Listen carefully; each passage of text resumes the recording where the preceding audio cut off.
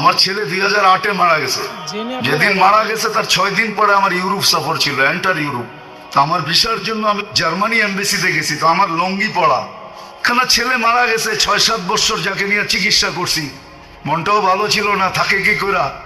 তা আমার লুঙ্গি পড়া ছিল, পানের ডাব্বা হাতে ছিল, আমি পান খাইতেছিলাম, জামায় বুতামও ভালো মতো লাগানো ছিল না। আমি যখন জার্মানি এমবেসিতে ঢুকি, তো যারা বৈশা আছে ভিসার জন্য সবাই আমার দেখা খিলকিলায় আয়সা দিছে, যেটা মোল্লা এসে চেহারার অবস্থা কি, এ আসছে জার্মানি ভিসা নিতে।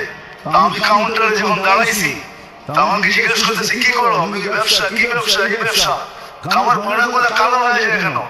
আমি বললাম তুমি পারফিউম বেশি ব্যবহার করো তো, স্প্রের কারণে ময়না কালো হয়ে গেছে। আমি বললাম হোয়াট করবো কি দিয়ে, পরিষ্কার করবো কি দিয়ে, আমার কারখানায় আসো, বেতন যাওয়া তো সম্ভব না। আমি বললাম যে ঘরোয়া ভাবে এইভাবে তুমি পরিষ্কার করতে পারো। আমি দেখতেছি সে ভিসা প্রিন্ট করতেছে।